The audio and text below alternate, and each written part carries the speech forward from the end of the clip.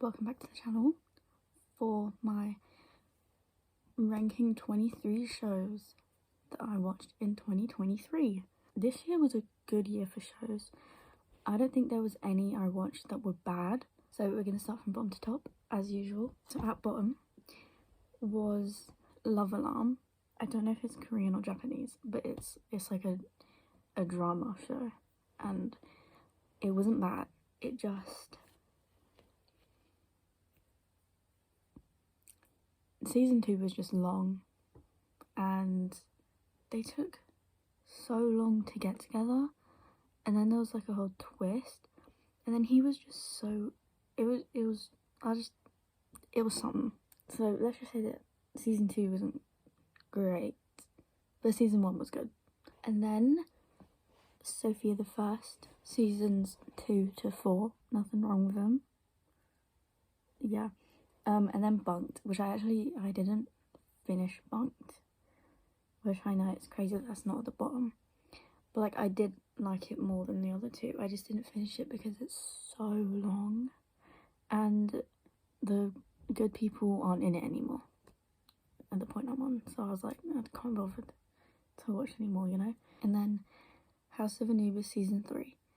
I love House of Anubis so much, and I watched it ages ago. I watched season 1 and 2 like when I was a baby, not an actual baby, but you know what I mean, when I was like 9 or whatever, and I was obsessed. But I never watched season 3 or 4 because it wasn't on anything until we got Paramount Plus this year for a bit. We got a trial and season 3 was on it, so I watched it, and it wasn't the same, you know. I just think the story it was just too crazy, and obviously Nina isn't in it, and Nina's the best, and Amber disappeared halfway through, and Amber's the second best, so it just, yeah, wasn't the same. Anywho, Your Honor, very strange show for me to watch. I watched it only because Hunter Doohan is in it, but it was very good. The first season was really good, and then I don't know if there was 1 or 2 after that, but they weren't as good, but they were still good. And then Black Mirror, which some episodes are really good, like Jonah's Awful was a really good episode. The one with the museum was a really good episode, but some of them were also just really bad. Like the one with the robot that was all in black and white, that was terrible. Majority of them were bad, you know? So, yeah. Also, they're so long, there's so much of it. Brooklyn Nine-Nine, I watched that. It wasn't bad, obviously. From this point out, they're all like good things. It's just that there are others that are better, you know? Yeah, I also watched it really quickly, so can't really remember a lot.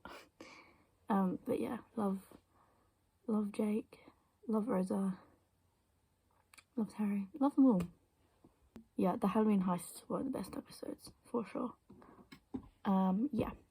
Outer Banks season 3, I'm not gonna lie, can't remember any of it. The only thing I remember, which might not have even happened in season 3, is Bring It On Home, John B. Bring it on in, John B. Oh, and I think, what's her name, like, tried to shoot her dad. I'm not sure, I do like Outer Banks, but it's gradually getting worse with each season. They finally got the gold, or whatever, he finally found his dad, and now someone's like, oh, I want you, random 4 like 17-year-olds, to come work for me in some huge, like, basic Scooby-Doo gang, and I don't think season 4 is going to be good at all, but we'll see. And then Side Hustle, I thought it would be bad, but it was actually pretty good. It's a kid's show, so obviously it's not going to be anything amazing, but yeah, anywho. And then Love Victor, I did like it.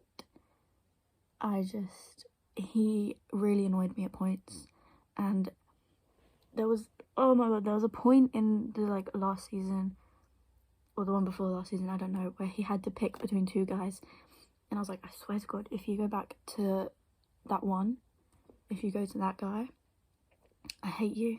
And guess who he went to? Yeah, it also had the guy that's in Scream 5 and 6, in the one that gets with Tara.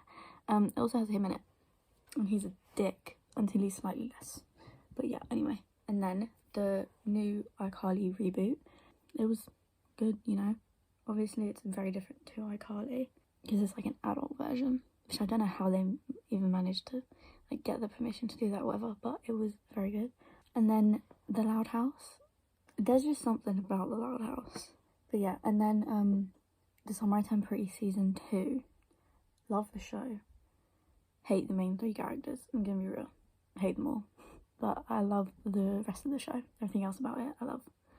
Belly's just too, she only thinks about herself basically, and Conrad is so annoying, and then Jeremiah is just there. Now we're on top 10. So in 10 we have She-Hulk, one of the new Marvel shows. Yeah, it was good. Yeah. Yeah. And then Lock and Key. I didn't think I would like, but I did. It did get a bit crazy towards the end, but it was good. The mystery was crazy. The 3 characters were great. And then XO Kitty, which came out this year, I think. It's the like spin-off show from All the Boys I Loved Before films. And loads of people didn't like it. And I'm not saying I loved it, but I did really like it. And the fact that she's gay. Love that. I did not see that coming. Has it been long enough for me to spoil it? It's just 1 season. If you haven't seen it, she broke up with Day, so that's like over. So it's either moody English guy or girl with girlfriend, which I mean I would love to see her gay, but that girl is very in love with her girlfriend, so I think she should just go with moody English guy. Also, there's a lot more, like, I thought it'd be a lot more toned down because All the Boys I Loved Before isn't super, like, you know, but there was some crazy scenes, especially because the last thing that I saw Anna Cathcart in was a show on Brat TV, which is like the children's YouTube channel. I was like, whoa, because she's just like getting crazy. Anyway, yeah, and then the Really Loud House, which is the live action version. It's just so, like, it feels really nostalgic, even though it isn't, you know, because I've never seen the Loud House before in my life. But it just feels like I've been waiting for this moment for years, even though I haven't, you know what I mean? And then it's Sex Education, which I hadn't seen until this year, and I kept telling people I would never see it because it looked really bad, but then I was like, I'll watch it, and I was wrong. Okay, it was good. Do I think I could have gone the rest of my life without watching it? Probably. Like, it wasn't a huge, massive thing, but it was good. But I didn't like the last season. Just gonna put that out there. No, as in, I just didn't like the choices that the characters made in the last season. Yeah, now we're on top 5. This is when we get to the good ones. So in number 5, we have Heartstopper season 2, where they went to Paris. I loved them in Paris. The whole Paris bit was so good. And then there was the whole thing with the college. Love Elle so much. Best character. The thing with Ben in the end, where I was like, do you actually think you have a chance with Charlie again? Like, are you feeling okay? Anyways, yeah, and then School Spirits, which is the one with Milo Manheim and what's her name, Peyton List, with them too. My sister did not like it. I really liked it. I didn't like the ending. I thought the ending was weird, by like the rest of the show. I love how she like figured out this teacher was like keeping them there like on purpose or something, and how she like let the hippie go free, let her pass on. That was cool. The Last of Us, which I had to watch illegally, and now it's on Sky Cinema, so like, messed up. I don't know what else to say about it. I've never seen the game, so I can't like compare it to that. Like, I've seen my sister play the games, but not like a lot, so I can't say anything about it. I'm not obsessed with Pedro Pascal, sadly, like some of the girlies are, and Bella Ramsey's a lesbian. I actually knew that was happening, but I didn't think that the whole thing, yeah. Anyway, and then in second place we have Arcane, which I think came out this year, I'm not sure, but that was so good. The intro song with the Imagine Dragons song, so good.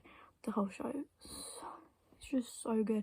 Freaking love Jinx, love the police woman thing with the blue hair. Oh my god, loved the old guy who was like dying. Did he die? I actually can't remember, but you know that one guy.